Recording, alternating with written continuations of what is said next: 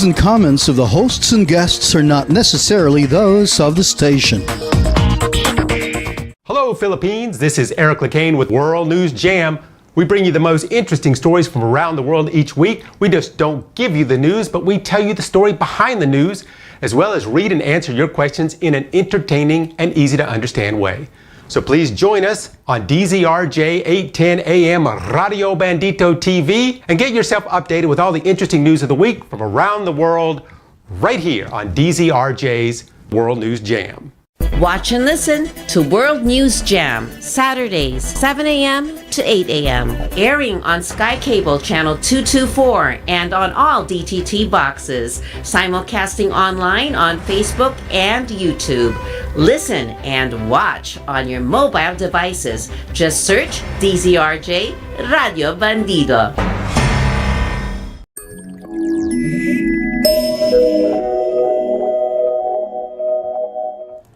Hello, Philippines, and welcome to the World News Jam right here on DZRJ and Radio Bandito TV. My name is LeCain. I am joined with 𝗪cie𝗿𝗀𝗱. Hello, Eric. Hello again. We bring you the most interesting stories from around the world. We talk about stuff going on outside the Philippines, so we, as a Filipino, can sound smarter. Right. I like that. Now, in case anybody out there, 𝗪Cie's been on the show for a little while here, but in case you don't know her, she's a psychologist. Right. Which is something that we might desperately need here on this show. What do you do exactly? Well, I do counseling for individuals, and because my area of expertise is really sports psychology, so I also handle teams. And I do psychoeducational programs for children, for people who are in the workplace, and for all other individuals in areas like stress management and coping with life's demands. Oh, I have many demands in my life. And you do that right here in Manila? Right. Okay, that's great. Well, we're very happy to have you here on the show to give us your psychoanalysis of the inside of some of the stuff that's going on in the world, which is sometimes what we need. Because, you know, there's some stuff going on in the world right now that has been very difficult, I know, for a lot of people to hear week in and week out. And one of the things that we don't hear about as much lately as we used to is the Ukrainian war. And I wanted to start out with this because it's something that we haven't talked about a whole lot on the show lately, because it just seems that, you know, we talked about it so much for so long, and it's kind of the same news. But this week it stepped up a level because the Russians this week bombed the power plant, and so that is, you know, if you think about it, you know, when your power goes out here in the Philippines, unless there's giant storm, they get it back on in a couple of hours or usually by the next day. But when you blow up the power plant, it's not going to come back on right away. In fact, it could be a year or more before they get power on. And this, we're talking, when they did this raid recently, it went on for 9 hours straight. The Russians got off 100 drones and 90 missiles.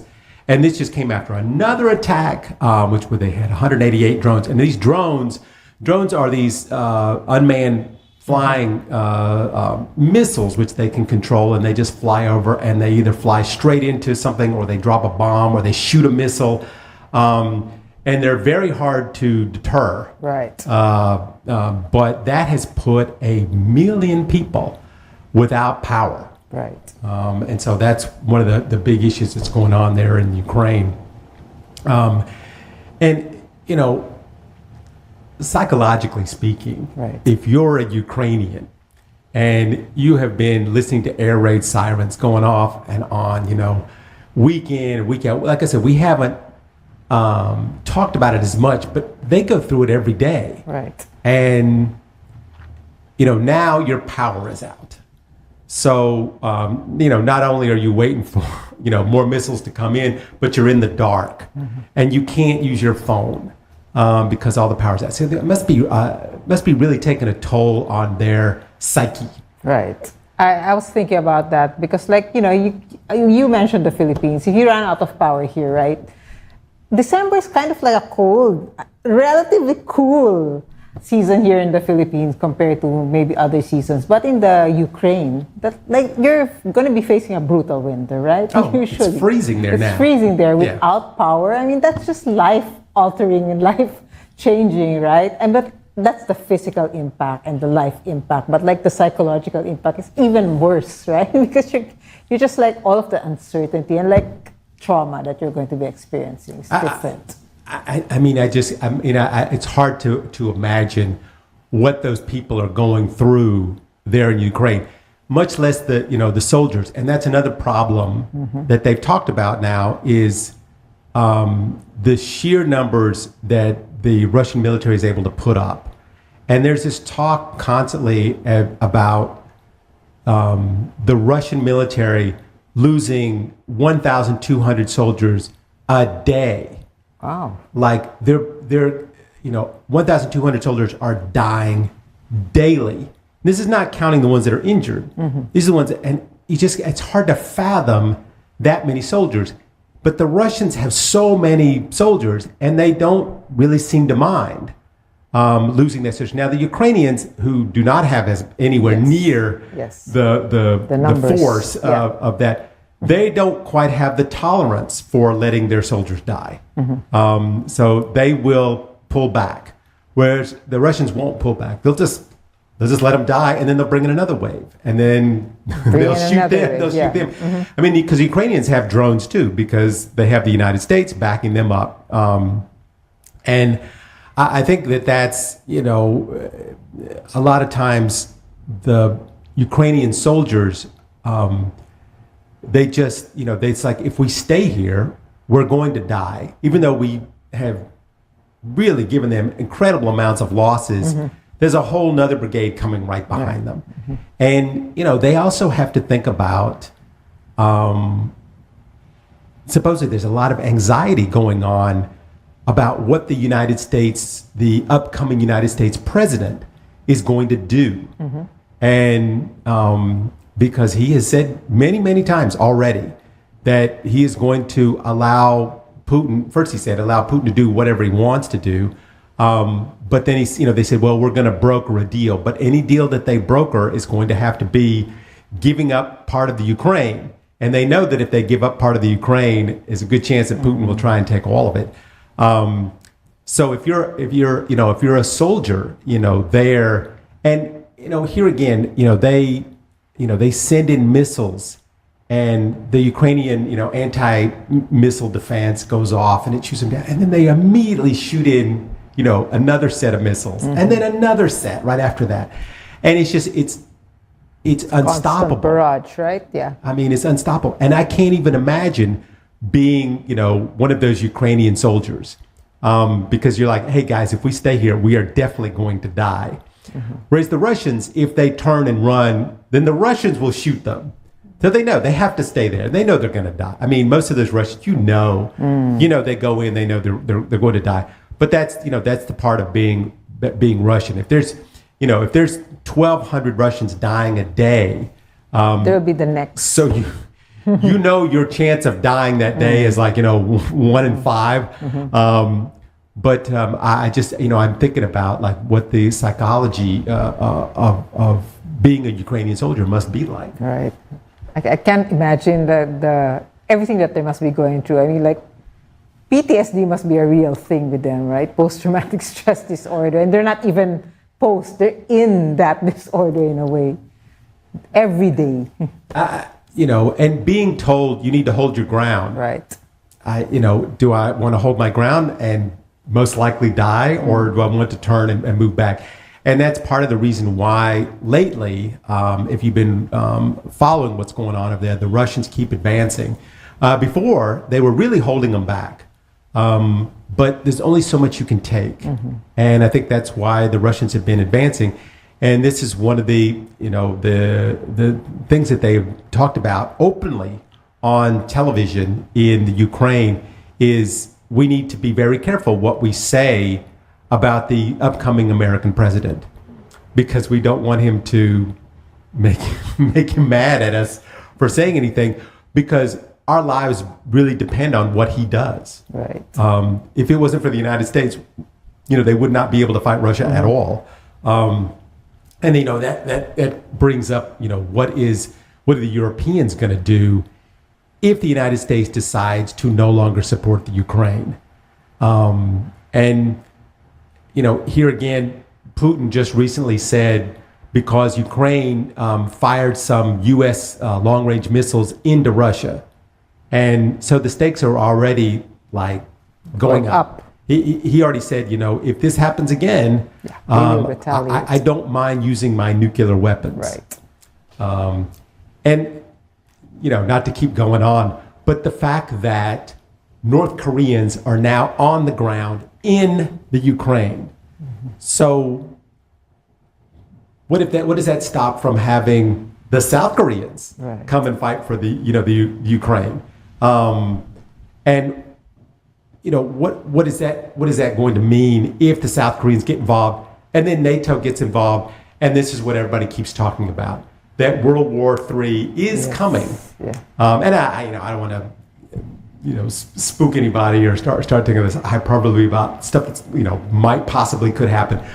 But once the North Koreans got involved and are on the ground, I think that pretty much means, and the South keeps saying, hey, well, all gloves are off now. Right.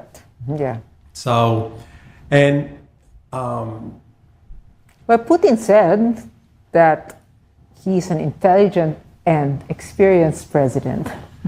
So high praise from me. He just said that recently. So, I kind of think that he might be preempting their partnership. I don't like to call it that. It was, I was not surprised, for instance, that, North Korea was sending them arms, because North Korea, that's what they make. Yes. That's all they have to make. Their biggest commodity is arms. And so, of course, who are they going to sell them to? They have to sell them to Russia. The only people that won't adhere to the embargoes against North Korea. But the fact that they sent, 10,000, 30,000 troops to train in Russia and then to be moved into Ukraine, that is a big step. So I was actually very surprised that Putin would do that, because he's going to draw a lot of other countries in. Yeah. And, speaking about, the Donald Trump coming into the presidency, and he says, well, this war is going to end right away once I'm president. There was on another side of the world, the other war that we talk about a lot, there was a ceasefire that was announced that happened just a few days ago between Israel and Lebanon. During the war between Israel and Hamas, that's a militant group, the main militant group that Israel is fighting against. Of course, Hamas is Israeli. They're in Israel. Hezbollah, who decided to jump into this war, right after to help support, the Palestinians, they were based in Lebanon. Yeah. So now before we were talking about a civil war, and now we're talking about a international war. And, the Lebanese are caught in the middle of this whole thing. They don't know they weren't sure what they were going to do. So,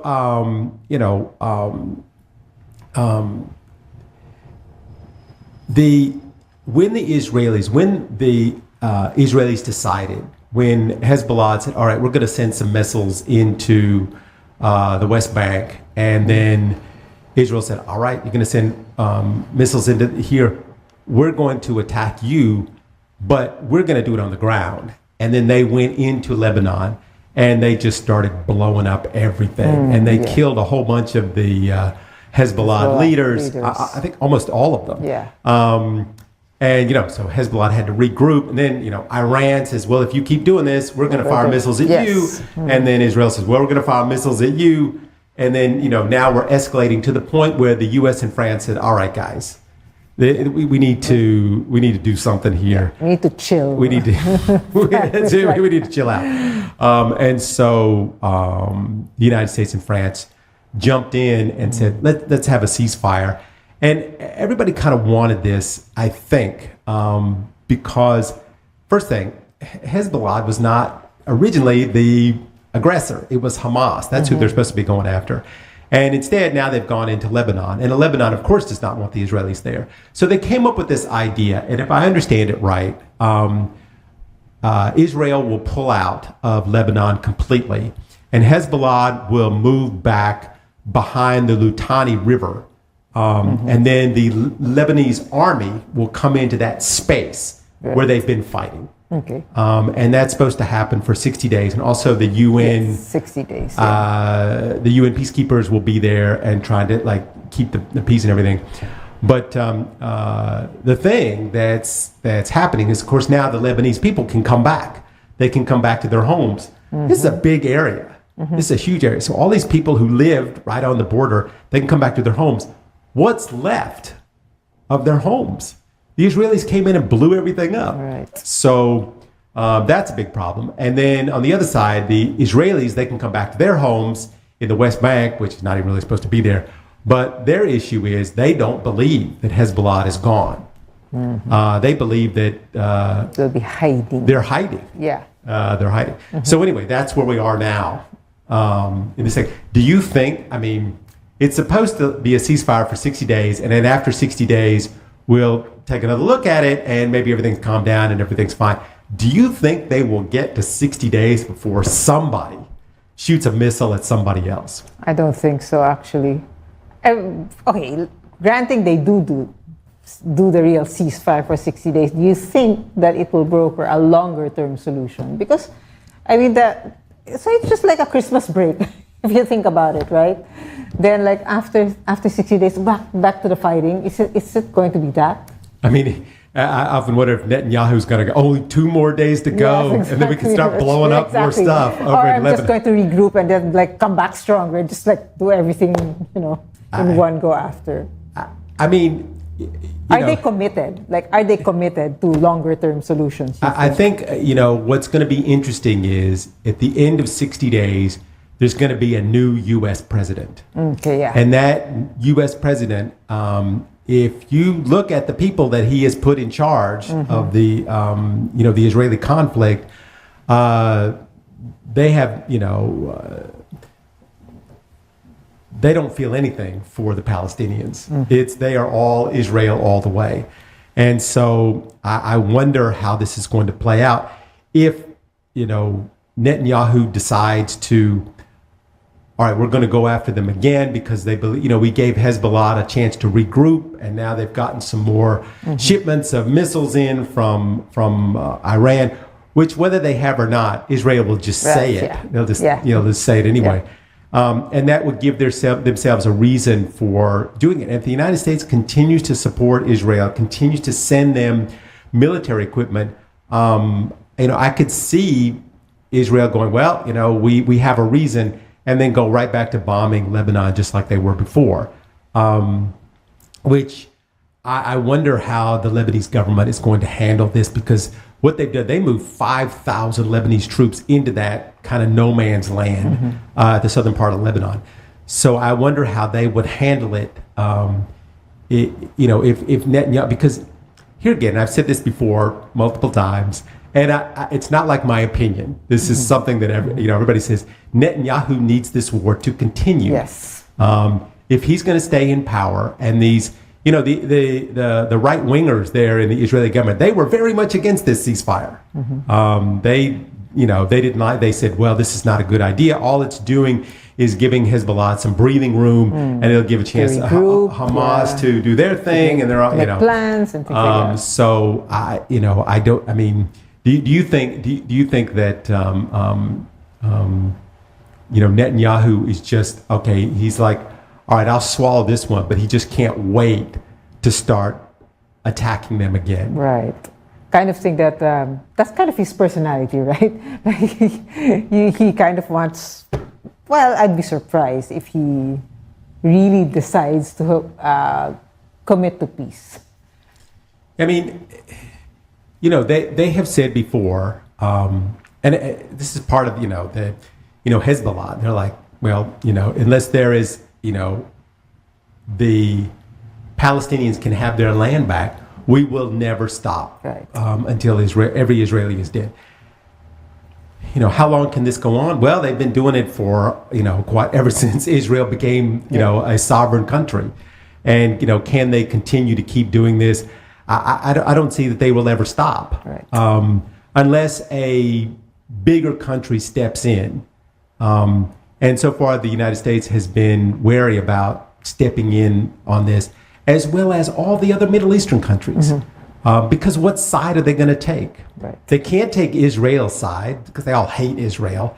And, they can't stand up against the United States. That would be crazy. And then, here again, if the Russians want to get involved in this, of course, the Russians are involved in another war right now. But Iran and Russia are becoming quite close. And Iran is a big part of this because Iran is the one with the weapons. Right. So here again, we're talking about, everybody keeps saying, World War III is coming up. And I don't know. The more I talk about this, the more it seems like I can't see that this ceasefire is going to last much past, January. Yeah. Much past the deadline, right. But speaking of things, by the way, where we are. We're on DZRJ Radio and Radio Bandito TV. Just in case you didn't know it there, my name's LeCain here on the World News Jam with 𝗪cie𝗿𝗋𝗱. Let me see your last name. 𝗪cie𝗿𝗋𝗱. That's such a great last name. But we're here talking about interesting stories going on around the world. And there is a story that has been close to the number one story all week, and it surrounds one single word, and that is tariff. Tariff. Now, I had to look that up. For all the people out there that don't know what tariff means, I looked that up. This is an interesting thing that you would say you had to look that up because many Americans don't know what that word means. And a lot of people in the last election voted because of that word, even though they don't quite understand what it means. And a lot of people have said that even the upcoming president doesn't quite completely understand what it means because Donald Trump ran his campaign based on, he says, we're going to tariff everybody. And we're going to put taxes on every country. And these are people that ship stuff to the United States. The United States buys. And what they say is everything that is shipped into the country, we will tax. We'll have a tariff tax on it. Now, they tried this before. Back when Donald Trump was in this presidency before, they tried to do a tax tariff on China. And what did China do? They said, well, if you do that to us, then we'll do this to you. We won't buy your agricultural products. So what happens when they didn't buy the U.S. agricultural products? The farmers started all going broke. Right. So the United States had to step in and bail out the farmers with the taxpayers' money. But Trump was saying, well, if we tax the Chinese, then we'll pay for all our taxes. It ended up costing the United States a ton of money. So now he wants to do it again. And he's saying, this is how we're going to lower prices. However, if you make a tariff on what he says he's going to do, which is Mexico and Canada. 25%. My God, yeah. Tariff on Mexico and Canada.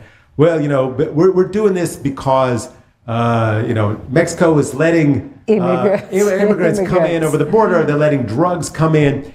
And of course, Mexico is like going, okay, charge us tariffs. First thing, these tariffs are not going to have anything to do with the drug trafficking. It's not going to have anything to do. But Trump is saying, well, because of that, we're going to hit you with a tariff. And and all the people that voted are like, yes, he's going to do that. He's going to bring down prices. But what he's going to do is he's going to tax the people that are importing the products. So when you tax the people that import the products, they have to share that tax with somebody. Right. And that somebody is going to be you. So that's the problem. And I think that's why, a lot of people don't quite understand, when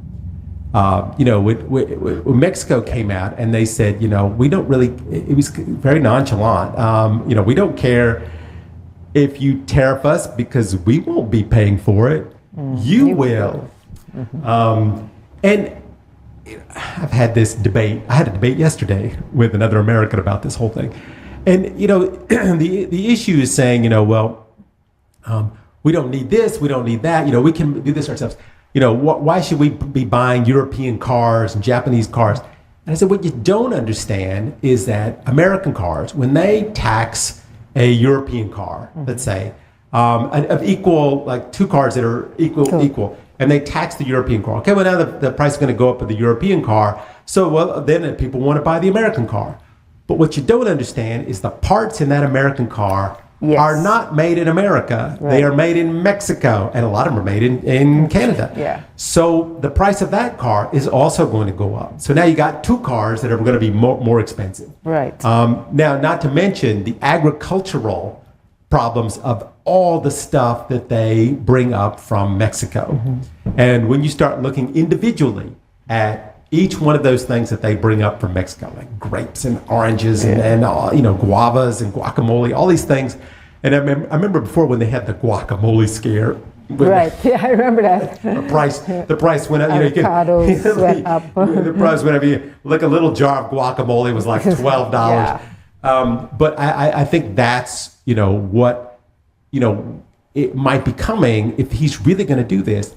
And the reason that I bring up this story, and I want to ask you this question too, is there's going to be a ripple effect when this happens.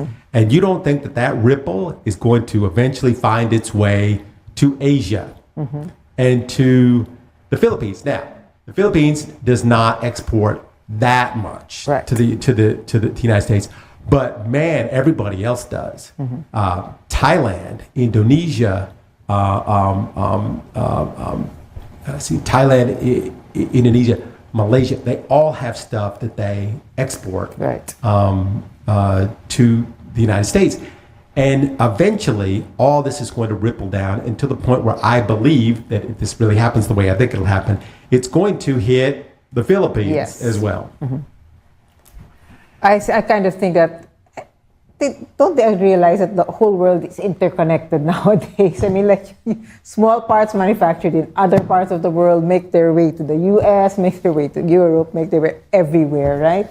And like it's so much different from what it used to be, where a country was insular; they can create their own product. Right? Well, before, China was its own thing. And now China is the biggest exporter in the world. Exactly, and of even small parts, of all parts, right?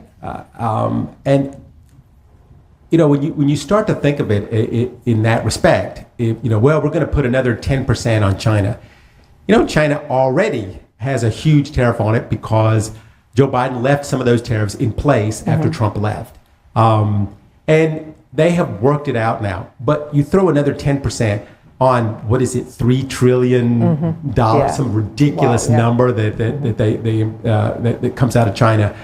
I think that people don't understand what this globally. I mean, exactly. Forget what a plastic trash can is going to cost you in the United States. It's going to go up 25 cents. Right.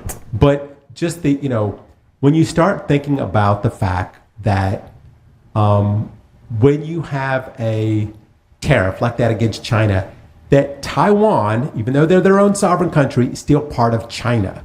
And Taiwan, what do they produce in Taiwan? They produce microchips. Something ridiculous, like 38% of the microchips can only be made in Taiwan. Right. If the price of microchips goes up 10% or 20%, and what products these days have microchips in them? Yeah. Everything. Even the drones. The drones. Even the drones. The drones that fly over and kill everybody in Ukraine. No, but what I'm saying is, your toaster now has everything now is run on microwave, microchips. Everything. And so they believe, well, if we tax all these countries, then it's going to bring all this production and manufacturing back to the United States. But the United States can't make these things. They can put them together. They can design televisions. They can do this, all these kind of things. They can design these fancy toasters and, these houses that can, you can tell the lights what to do. But they don't make the chips because there's only like a few places in the entire world that these things can be made. And it's like this massive $1 trillion. I mean, it's so funny. We used to talk in billions. Now we're talking in trillions of dollars now. Right. In fact, if it's not a trillion, just billion. It's not, it doesn't mean much.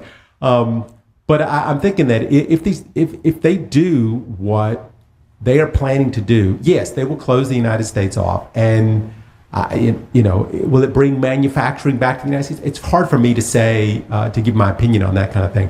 But one thing that it will do is it will increase the price of everything across the board. And so what this is going to do is, the global economy, which has been actually doing, what it's supposed to do over the last 10 years. It's been growing and expanding and growing and expanding. And then we had the pandemic, and then it shrunk a little bit. Now it's growing again. Back. But I think what it will do is it will put a wall in between certain parts, certain economies that don't need to be there. Right. And speaking of the pandemic, during the pandemic, what happened during the pandemic? One thing that I'm very surprised at when I started reading these stats of what happened during the pandemic. During the pandemic, people bought big TVs. That was one of the number one things that people bought. Yeah, we bought 2 big TVs. Yeah? Everybody's buying TVs. Think of it. I mean, the online sales during the pandemic shot through the roof. It was everything was online. One of the biggest sellers. And I was reading just how many people, of things you bought. Large TVs, big 60-inch TVs. Yeah. Everybody bought a giant TV. From China. Sorry. I mean, the TVs came from all over, Korea and Japan, everything. But the parts inside those TVs, almost all of them come from the same place. They almost all come from China. So now, this Christmas, there has been a ridiculous, because the TV makers, everybody bought a TV. So who's going to want to buy a TV now? So what they did, I read a great article about this. They dropped the price on the super ridiculously large TVs, like the 90-inch televisions, 96-inch and above televisions, the super giant big televisions. They dropped the price on, right? Because they think that that's going to get people back, because everybody bought a TV. So now they're going to oh wow, okay, your TV's only 60 inches. Oh well, get the big one. Get the bigger one. Then you got to get a 110-inch TV. And so they really dropped the prices. I mean, these things are incredibly affordable now. I know they're still expensive in the Philippines, but like in the U.S. and some places, very inexpensive now to buy super XXL TVs. But if this happens, if this tariff war really gets going the way they think it will, where Mexico starts to retaliate, Canada starts to retaliate, and China really says, here's what we're going to do. All right, you guys will get nothing. We're never going to buy anything from you, and then we have a problem. Yes. And then I will not be able to buy a super extra large TV, because then the prices will go back up. Right. This happened before with washing machines. Because they said, well, all right, China's like, we're never going to send you any more washing machines. So the price of washing machines went up. So anyway, that's something that scares me a lot, because, my biggest TV, I think, is 36 inches. Mine is 55, so during the pandemic. I got small. You know why people like these giant TVs? I did a little bit of reading on this. The reason that people like it so much is because you can split it up into 4 48-inch televisions on one screen, so you can watch 4 different shows at once. How crazy are we now that we have to watch 4 different shows at the same time? Yeah. But anyway, one thing I wanted to talk about, and we had discussed this before, I've been getting these text messages a lot from BPI saying beware fraud. And I'm like, thanks a lot, BPI. You're a little late, because I have been scammed by one of these BPI scams. It wasn't like the end of the world, but it turns out there's a lot of people that have been scammed by the same scam. I call it the BPI scams, because they call up BPI customers and they try to get you. But it turns out that, I was reading this other article, and it seems that Hong Kong has now become the scam capital of the world. Wow. They are saying that is now known the center for money laundering and sanctions evasions and setting up fraudulent companies in order to skim money. And it's all happening in Hong Kong, and it happened since China took over Hong Kong, as you know. Yeah. And supposedly after that, it really just became the mecca of all this, to the point where this past week there was a letter to the U.S. Treasury Secretary from the House Select Committee on China, and said the U.S. needs to be more careful about any dealings it has with Hong Kong. And if it gets to that level, where it's going to the U.S. Treasury Secretary saying, listen, you need to really think about anything and everything that the government does now with Hong Kong. Everything from exporting of technology to Russia, front companies to buy Ukrainian oil, Iranian oil, something that are called ghost ships, which move shipments in and out of North Korea. Wow. Like all these places where it's illegal because of the embargoes and so forth, that if you want to get stuff in and out of one of these countries, you go to Hong Kong. Wow. And that's where to do it. And I just found that to be just such a fascinating. Right. Hong Kong has changed then. I mean, from the last time, my sister worked there for like maybe 4 or 5 years. She was assigned there. It was different. It wasn't yet that executive order by China to be, to toe the line. I mean, it was different. I don't know. Hong Kong used to be the place. Yeah, it was like the Switzerland, right? Yeah, it was like the banking place banking in capital, Asia. right? Yes. That everybody went to bank, and everybody wanted to have an account in Hong Kong. And there's It was so easy to expat move community and things like that. Vibrant. That's another point that you just made. The expat community there was huge, and now that is shrinking. Expats are leaving Hong Kong because it's just not worth it. I talked to somebody who just moved from Hong Kong back to the United States, and they lived in Hong Kong for 10 years. And they said, it's just not what it was before. Right. And now everything is like, you're so worried that, there's some kind of, there just doesn't seem to be any regulations like there was before. And, China being so strict when they first came into Hong Kong about any uprisings against the Chinese government. But as far as banking, anything goes now, right. it seems. But this whole thing about, setting up shell companies, whatever, to ship Iranian oil, I mean, this is some pretty serious stuff. This is not like, the Philippines where somebody rips you off for 40,000 pesos from the bank or something. I mean, these are major players, major political and economic players in the world. Major economic things, especially like if you're moving stuff, ghost ships that are moving in and out of North Korea with there's no paperwork or anything going on. I mean, it's just, I was just a little surprised when I saw that thing. I didn't even really know that. I mean, like, they have been not talking about that too much. No, I think the only reason that I read about it this week is because of that letter that was sent to the U.S. Treasury that said, hey, you know what? You guys need to wake up on this. And so, when it gets to that level, and now they start publishing articles about it, some of the major news press, then you start to really notice, oh wow, this is where it's coming from now, which goes on to something else that I was watching this week, which is a little more funny. Elon Musk has been in the news a lot this week. A lot of people ask me about him. Wow. He's been so active on X. Very, very active guy. He's what they call the new second president. So he will supposedly be doing a lot of stuff. A lot of people saying that he is second in command. And things that he's talking about, the crazy stuff he's talking about doing in the upcoming convention. Supposedly he's already started a big stir within the Trump transition team, and people saying that he's causing more problems than he's helping. Yes. But what I wanted to focus on was something that he mentioned this week. And he's talked about this before, about going to Mars. And Trump has said, yes, with Elon here, we're going to Mars. And he talked about this a little bit this week. And, he says that we're going to start settlements on Mars in the next 30 years. Wow.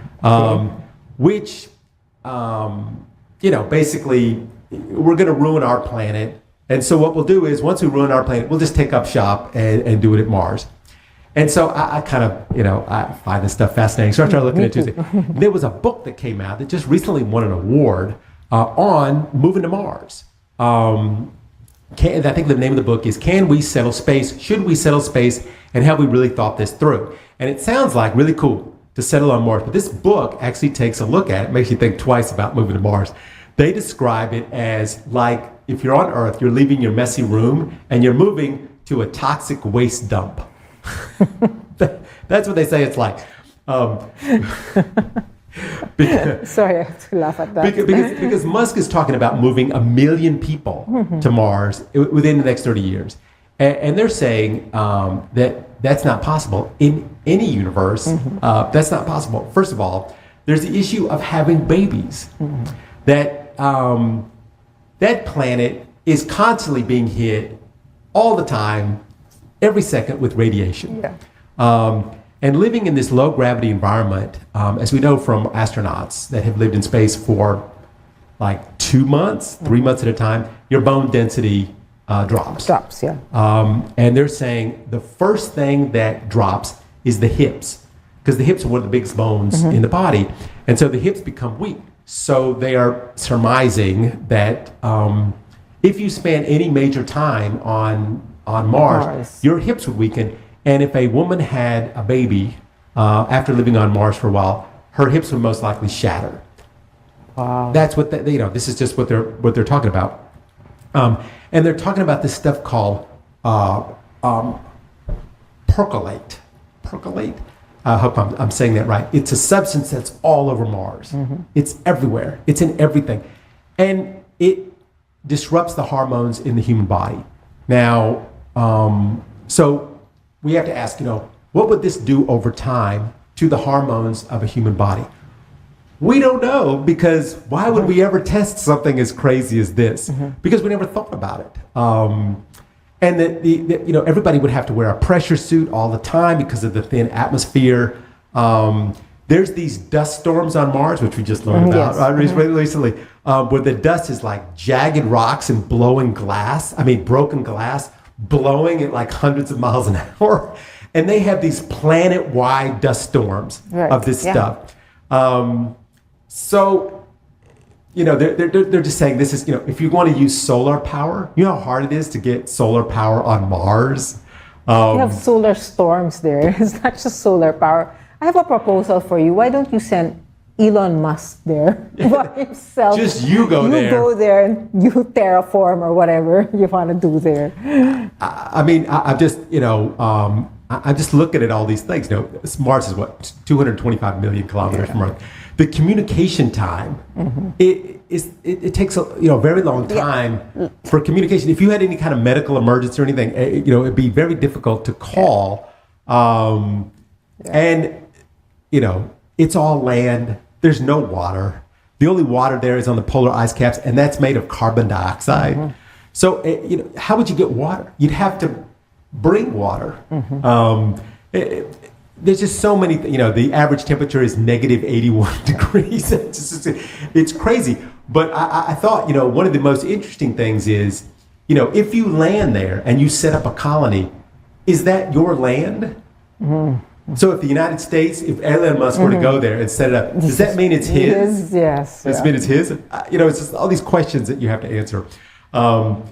So I just thought that was an interesting subject. That's really interesting. It's so interesting. It's like sci-fi. I just want to talk about sci-fi that he wanted. Oh gosh. I just had to talk about it. But speaking of things you don't want to take to Mars, you don't want to have a kid on Mars. But right now, you have to think about having a kid in Australia, because as of this week, I think it was Thursday, Australia passed a bill in Parliament approving one of the strictest laws on kids using social media. Wow. So in the next year, no one under 16 is going to be allowed to use social media in Australia. Wow. That boggles the mind. Yeah. I mean, of course, how are you going to implement it? How are you going to implement it? And also, what are the penalties? And it turns out the penalties are the best part, because the penalties are not to the kid. The penalties are to the tech companies. And the tech companies can be fined Fined, up to $32.5 million Wow. for letting a 16-year-old. Now, I mean, up to, so I'm sure, it has to be, they have to do it, I guess, a lot, whatever. But the prime minister said that it will protect youngs from the harms of social media.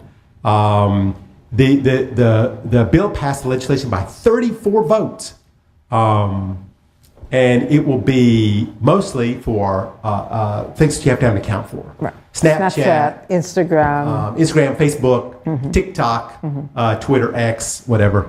But things like YouTube, where you don't need an account for, they think that'll be fine. How is the government going to regulate this? We don't know. Yeah.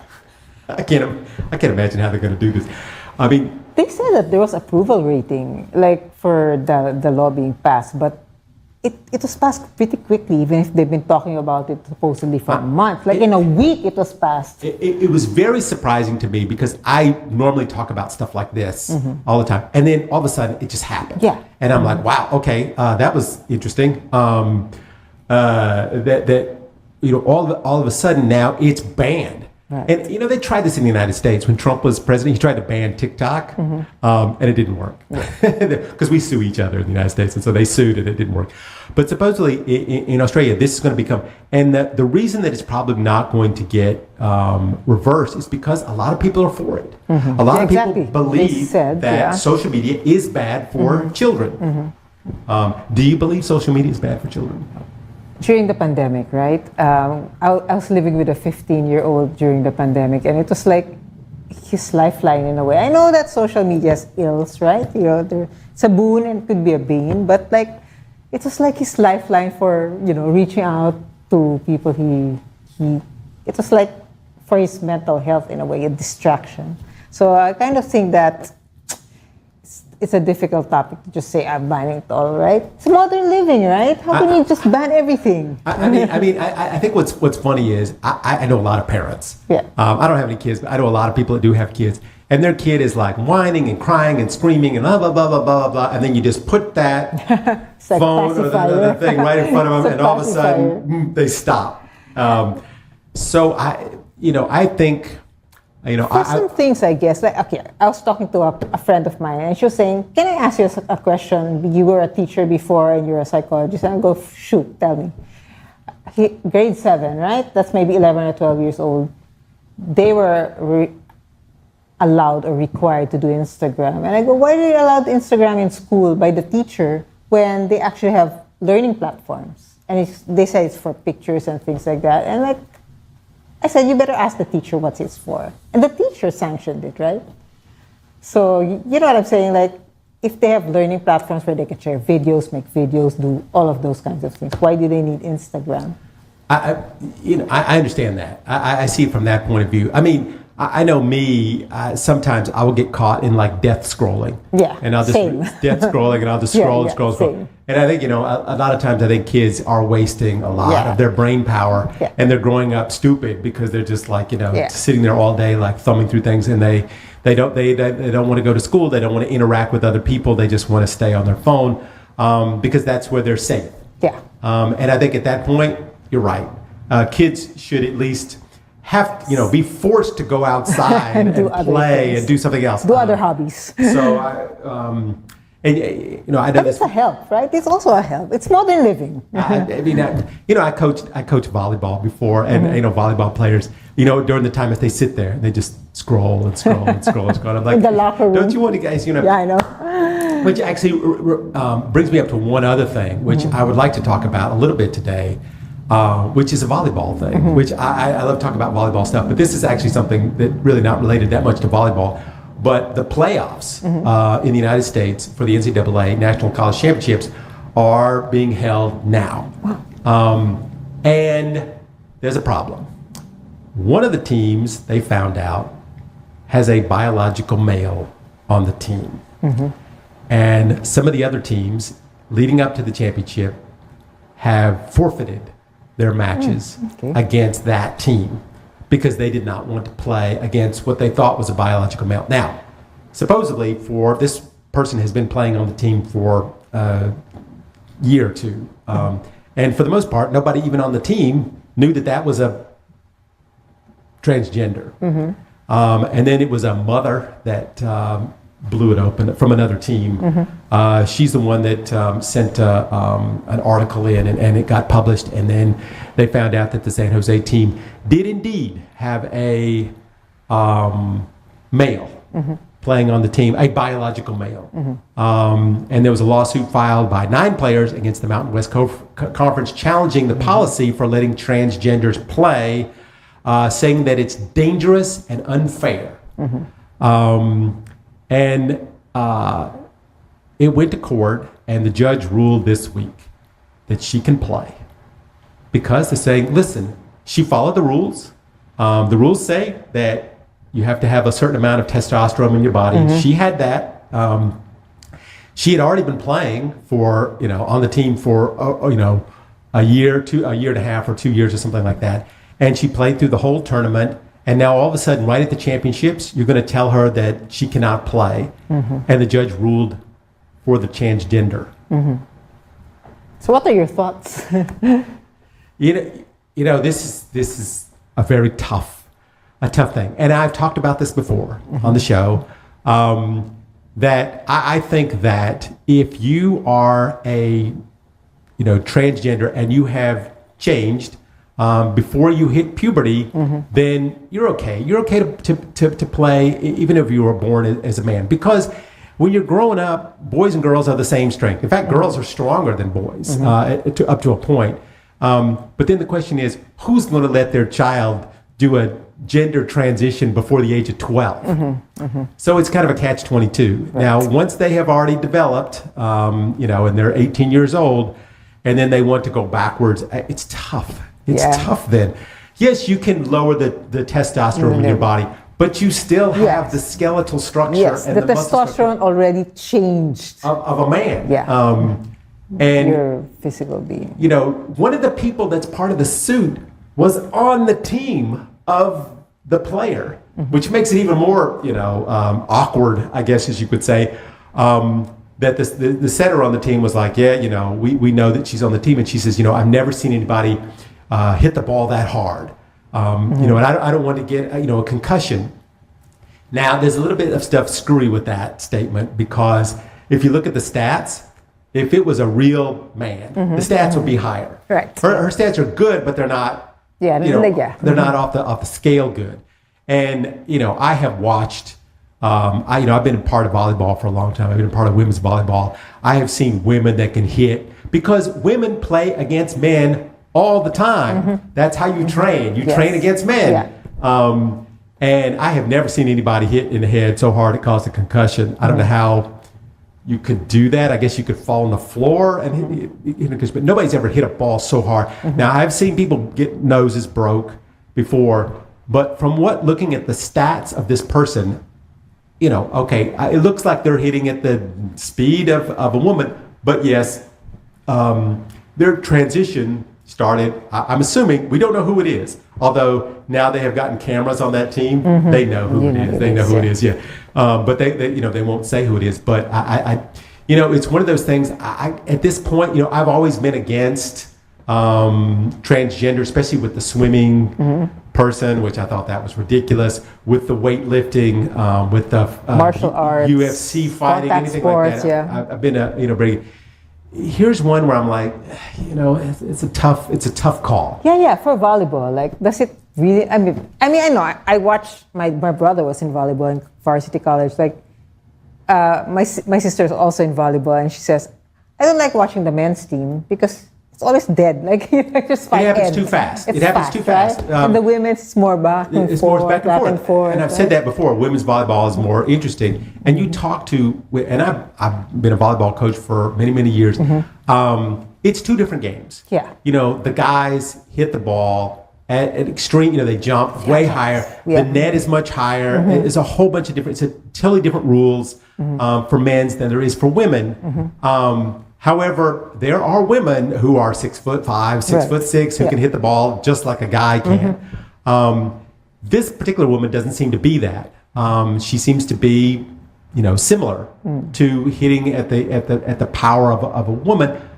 But here again, she does have the advantage, I guess, of being a man. Although her testosterone levels are low, I have a hard time with that. I've always had a hard time with that. About what is the rule going to be? And you cannot sue the team at the last minute, just before it's not the team that's doing. It's not the transgender the person. It's the NCAA. The NCAA, if they make a rule that says, all right, if you testosterone levels are under this amount, you can play.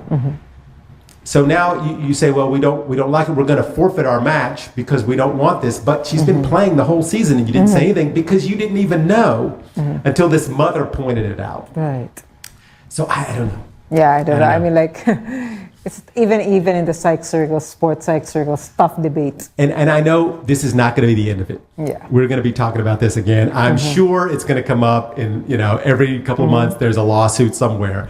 But speaking of lawsuits, we're going to get sued if we don't get off the air now because we are out of time. But thank you so much, Nar, for being on the show yet again. Thanks for having me. Yes, this is the World News Jam on DCRJ. My name is Eric LeCain here on Radio Bandito TV. We thank everybody for joining us. We'll be back again next week, so please join us again then. Everybody stay safe out there, and we will see you next week. The views and comments of the hosts and guests are not necessarily those of the station.